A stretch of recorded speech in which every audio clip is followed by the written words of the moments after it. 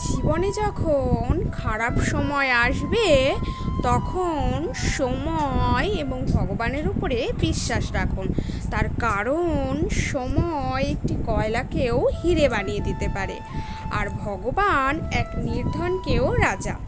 তার জন্যই বলছি, আপনার যদি কখনো খারাপ সময় চলে তাহলে ভগবানের উপরে বিশ্বাস রাখুন আর রাধা গোবিন্দের নাম কীর্তন করতে থাকুন। তার কারণ কখনো কখনো ভালো জিনিসটা পাবার জন্য খারাপ জিনিসের মধ্যে দিয়ে যেতে হয়।